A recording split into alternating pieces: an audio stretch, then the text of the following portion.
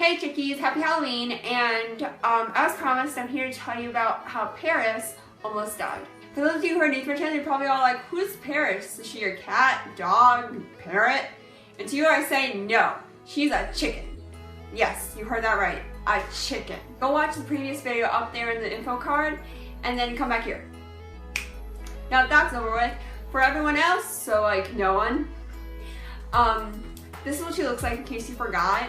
And let me tell you the story. This seems really relevant, but it kind of explains some things later on. So basically, before this incident, we used to open the door to the chicken coop and let the chickens roam freely because they really enjoyed that and it made them produce better eggs. So let me set the stage. So this was a Thursday. This would happen like a year or two ago, and I was practicing for NYSSMA. For those of you who don't know what that is, basically we pay to play an instrumental or voice solo for some judges and get judged. That's it, no reason. And I'm in the middle of playing my flute, right? And so my brother just calls me on my phone and he's telling me that Paris got attacked by a hawk and that they can't find Luna, and that this sent me into an absolute panic because I was not naive to think that Paris would survive this, and the fact that Luna was also missing kind of just like made me think that I would never see either of them ever again, which was really sad for me because I'm like super attached to them.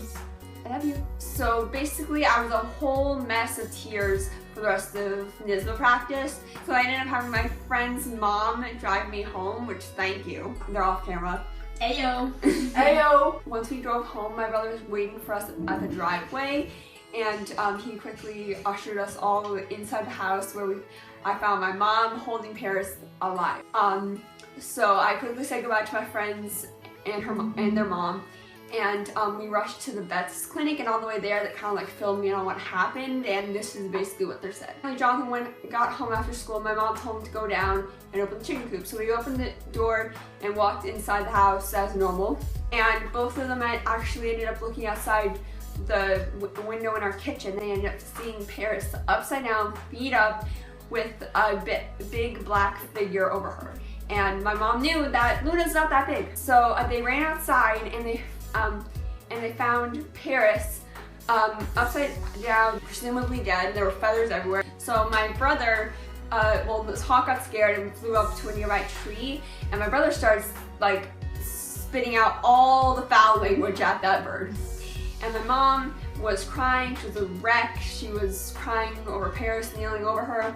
And then out of the blue, Paris opens one eye, looks up, sees my mom, rights herself, and just starts pecking around like nothing happened. The meat, I guess you can call it, the meat on her neck was wide open. So my mom was crying even more, knowing that now she had to put her out of her misery. That was gonna be awful and very hard. So then my mom actually inspected the wound on her neck and saw that there was absolutely no blood. There was a little cut on her eyelid, she still has it now. So my brother ran inside and he started calling people, including me, my dad, and some random vet clinics. And once he finally found a place that takes chickens, because they're considered as exotics, he ended up running back outside and helping my mom find Luna.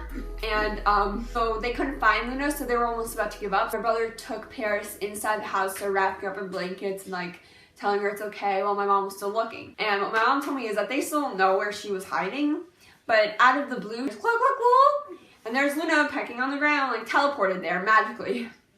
So my mom ended up locking Luna in the coop just to, obviously, we don't want it to happen again. And then they ended up just going inside and taking care of Paris until I got home. So after that explanation happened, we finally, after like 35 minutes I think it was, we finally arrived at the vet clinic, and they ended up taking Paris into the back. They started flushing it and stuff. They ended up stapling it closed. And yeah, that's the end of this part of the story. So there's actually another funny story to go along with this, more lighthearted.